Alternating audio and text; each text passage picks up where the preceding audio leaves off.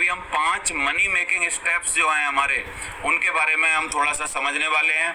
ये 5 money making steps क्या क्या हैं। मनी मेकिंग में क्यों बोल रहा हूँ, क्योंकि इन 5 कामों को करने से हमारे यहाँ हमारे बिजनेस में पैसे बनते हैं साथियों। तो सबसे पहली है आपकी लिस्ट मेकिंग, जिसको हम लोग मेमोरी जॉगर बोलते हैं, रॉ मटेरियल कलेक्ट करने का एक कॉन्सेप्ट बोलते हैं, नेमिंग कॉन्सेप्ट बोलते हैं, अपनी जिंदगी का इस बिजनेस का फर्स्ट गियर बोलते हैं। क्योंकि ये सब अगर हमारे पास नहीं होगा तो इसका मतलब हम आगे बढ़ ही नहीं पाएंगे। बोला जाता है जिसके पास जितनी लंबी लिस्ट होगी वो आदमी इस बिजनेस में उतना लंबा टिकेगा। उसका कारण क्या है? बोला जाता है, बहुत सारे फिलोसोफर्स ये बोलते हैं नेटवर्क मार्केटिंग के विदेशी लोग, कि लोग इसलिए नहीं छोड़ते इस बिजनेस को कि वो निराश हो जाते हैं या उनको कोई ना कर देता है।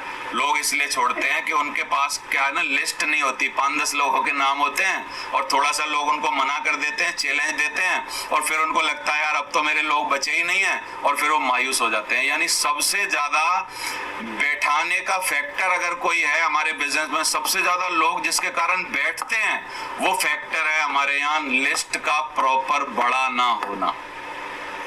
अगर आदमी के पास लिस्ट प्रॉपर बड़ी है तो यार वो जूझेगा, वो लड़ेगा, वो सोचेगा कोई बात नहीं 2 ने मना किया, अभी मेरे पास 98 और हैं। वो सोचेगा यार कोई बात नहीं, मेरे को 10 ने मना किया, मेरे पास 90 और हैं। वो बोलेगा यार कोई बात नहीं 25 नहीं आए, कोई बात नहीं 75 मेरे पास और हैं। क्योंकि लिस्ट क्या है, आपको होप देती है साथियों।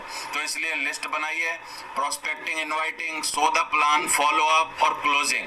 अब इन बातों को थोड़ा सा और गहराई में समझते हैं। लिस्ट बनाने के लिए आप अपनी डाउनलाइन को एक लिस्ट मेकिंग एक्सरसाइज अलग से बैठ के उनके साथ कर सकते हैं। कुछ लोगों को आप पैनल पे बिठा लीजिए अगर आप मिल नहीं पा रहे हैं तो अभी, और आप उनको लिस्ट की उपयोगिता बता दीजिए 10 या 15 मिनट में कि लिस्ट बनानी इंपॉर्टेंट क्यों है। चाहे आप फोन पे बता दीजिए। फिर लिस्ट बनाने के टाइम आप पेन लेके बैठिए, आप कॉपी लेके बैठिए और उससे नाम पूछिए। हम गलती क्या करते हैं, हम उसके मास्टर बन जाते हैं और उसको अपना स्टूडेंट बना लेते हैं। बोलते हैं पहला नाम लिखो, दूसरा नाम लिखो, 5वां नाम लिखो। ऐसे नहीं होता। आप कॉपी लेके बैठिए और उनसे पूछिए, सर आप अपनी फोन बुक खोलिए और फोन बुक में से मेरे को हर व्यक्ति के बारे में जो जो आपका इंपॉर्टेंट बंदा है, मैन की क्वालिटी यानी मनी, एम्बिशियस और नीडी, ये जो क्वालिटी है इस पे जो खरा उतर रहा है उसके कुछ 10 नाम बताइए। तो वो 10 नाम आपको फोन में से बता देगा, उनके नाम लिखिए।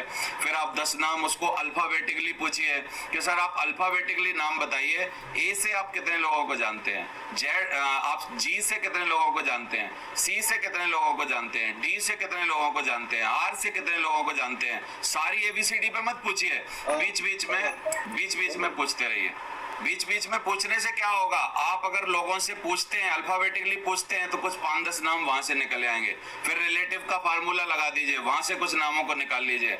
यानी कोई भी एक व्यक्ति जो आपके बिजनेस में जुड़ा, वो आपको कम से कम 50 नई संभावनाएं बना के देना चाहिए। ये आपकी कलाकारी होनी चाहिए।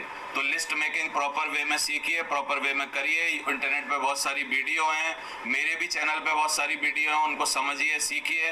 प्रोस्पेक्टिंग और इनवाइटिंग करिए। प्रोस्पेक्टिंग और इनवाइटिंग का मतलब है, मैं प्रोस्पेक्टिंग और इनवाइटिंग दोनों को अलग अलग समझाता हूँ। प्रोस्पेक्टिंग का मतलब है कि हम किसी के बारे में सोच रहे हैं कि हम उसको इस बिजनेस में कैसे लाएंगे।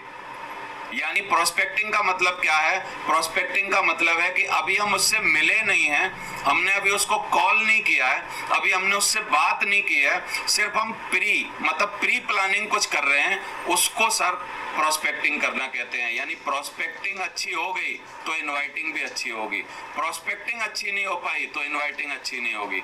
इनवाइट करने से पहले इनविटेशन पे बहुत सारे नियम कानून हैं, आप वीडियो में जाके देखिए, किताबें पढ़िए, बार बार ट्रेनिंग में आइए।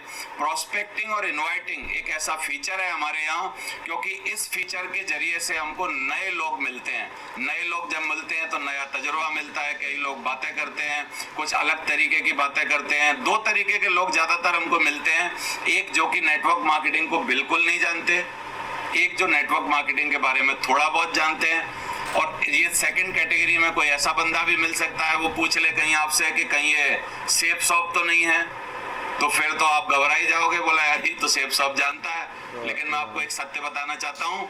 सत्य यह है कि जितने भी लोग आपको मुलाकात करेंगे वो नेटवर्क मार्केटिंग के बारे में वो सब नहीं जानते। उड़ती उड़ती जानकारियां उनके पास इधर उधर से पहुंची हैं। तो इसके लिए एक सवाल भी दे रहा हूं मैं आपको, अगर कोई आपसे पूछ ले कि यार ये सेफ शॉप तो नहीं है, तो आप मुस्कुरा के ये बता दीजिए उसको, आप ये मत बताइए है कि नहीं, आप बोलिए कि सर आप अच्छा ये बताइए सेफ शॉप के बारे में क्या क्या जानते हैं। तो अभी उसकी परीक्षा चालू हो गई, वो बोलेगा ये है ये है ये है ये है, और जैसे ही वो आप बोलना चालू करेगा आपको पता चल जाएगा ये कितने पानी में। तो आप तुरंत क्वेश्चन कर दीजिए कि सर अगर, अच्छा वो बोलेगा कहीं नेटवर्क मार्केटिंग तो नहीं है, कहीं फंसाने वाला काम तो नहीं है, कहीं चैन सिस्टम तो नहीं है, तो आप उससे बस मुस्कुरा के वही पूछ लीजिए कि सर मैं मतलब आपसे एक सवाल पूछना चाह रहा हूँ, आपको बुरा ना लगे तो आप इस तरीके के बिजनेस के बारे में क्या जानते हैं वो बता दीजिए मुझे। बस क्या है, इसी बात से आपको क्या है ना अगली बात करने का मौका मिल जाएगा और धीरे धीरे उसको पता चल जाएगा कि वो क्या क्या इसके बारे में समझ रखता है। तो प्रोस्पेक्टिंग और इनवाइटिंग ये एक डेली काम करने का काम है, इसको जरूर करते रहिए। शो द प्लान बहुत ही इंपॉर्टेंट चीज जो कि हमारे बिजनेस में सबको आनी चाहिए। आपको बेहतर तरीके से प्लान शो करना आना चाहिए साथियों। आपको प्लान दिखाने के लिए अलग अलग तरीके से आपको तरीके आने चाहिए। कभी आप प्रोडक्ट को पहले बता रहे हैं, कभी आप कंपनी को पहले बता रहे हैं, कभी आप कंपनसेशन प्लान पहले बता रहे हैं, कभी आप पहले कंपनी बता रहे हैं, फिर प्रोडक्ट बता रहे हैं, फिर कंपनसेशन बता रहे हैं, पहले आप पहले टेस्ट मनी दिखा रहे हैं, फिर कंपनसेशन बता रहे हैं, फिर कंपनी बता रहे हैं, बाद में प्रोडक्ट दिखा रहे हैं। आपको हर तरीके से कुछ ना कुछ तरीके से प्लान दिखानी आनी चाहिए। और प्लान को जितने कम शब्दों में, जितना छोटा, हम लोग गलती क्या करते हैं, प्लान के टाइम पे सब कुछ एक ही दिन में समझाना चाहते हैं। ये बहुत बड़ी गलती है। हम लोगों को सिर्फ मोटा मोटा, बहुत साधारण भाषा में, बहुत ही समझने वाली भाषा में मोटा मोटा सिर्फ उतनी बातें बतानी चाहिए जितनी बातें उसको डिसीजन तक पहुंचाने के लिए या इस बिजनेस का ओवरव्यू बनाने के लिए रेलेवेंट हैं। मैं जितने भी लोग पैनल पर जुड़े हैं उन सबसे पूछना चाहता हूं, पहले दिन प्लान तो समझ आपको भी नहीं आया होगा, क्योंकि आया तो मेरे को भी नहीं था। इसलिए इसका मतलब है प्लान उसको भी समझ नहीं आएगा जिसको आप समझाने जा रहे हो। लेकिन आप टेस्ट मनी, इनकम, अपनी कंपनी की प्रोफाइल, प्रोडक्ट को बता के और कंपनसेशन प्लान का मोटा मोटा फायदा बता के कि उनकी जिंदगी में ये फायदा कैसे होगा, ऐसे आप प्लान दिखाने की कोशिश करिए। सब कुछ मत समझाने की कोशिश करिए। और फॉलो अप एक ऐसी चीज है साथियों, इंपॉर्टेंट है, क्योंकि बोला जाता है प्लान, प्रक्रिया, सारी चीजें जितनी भी आपने लिस्ट बनाई, प्रोस्पेक्टिंग की, प्लान दिखाया, अगर आपने भाई साहब फॉलो अप नहीं किया तो आपने हमारे बिजनेस में 10% काम किया, क्योंकि 90% काम तो इंपॉर्टेंट यही है, क्योंकि रिजल्ट तो मैक्सिमम फॉलो अप पे आने वाले हैं। तो फॉलो अप पे क्वेश्चन आंसर कैसे जवाब दिए होते हैं, वहां पर वीडियो बहुत सारी हैं, आप उनको सुनिए। फॉलो अप पर कैसे समझाया जाता है, किस तरीके से उनको हाँ तक पहुंचाया जाता है, इसकी बहुत सारी प्रक्रियाएं, उनके बारे में समझने की कोशिश करिए। और फिर जो व्यक्ति आपके साथ आ जाए उनको क्लोजिंग करके सबसे पहले उनकी सेल भेजिए और फिर उनकी FIM करके उनको ये बताने की कोशिश करिए, मैं इस बिजनेस में, आप जुड़ गए, आप आ गए, अब मैं आपको रुपए कमाना चाहता हूं। क्या आप ये 1 साल में लेना चाहेंगे? क्या आप ये 1 महीने में लेना चाहेंगे? क्या आप ये 15 दिन में लेना चाहेंगे? या आप इसी सप्ताह लेना चाहेंगे? बोलेगा यार मैं तो इसी सप्ताह लेना चाहूंगा। तो सर 2-3 स्टेप्स हैं, 10, 5, 15 लोगों की कुछ लिस्ट बना लेते हैं, कुछ लोगों से बात कर लेते हैं, कुछ लोगों को मैं आपको ये बता देता हूँ, इस टाइम हमारा प्लान हो रहा है, आप उसमें गेस्ट इन्वाइट करके ला सकते हैं, ये कर सकते हैं, ये कर सकते हैं, ये कर सकते हैं। और जरूर बोतल का ढक्कन जरूर बंद करिए, ये हम ओपन छोड़ देते हैं। कोका कोला की गैस निकल जाती है अगर आपने ढक्कन बंद नहीं किया तो।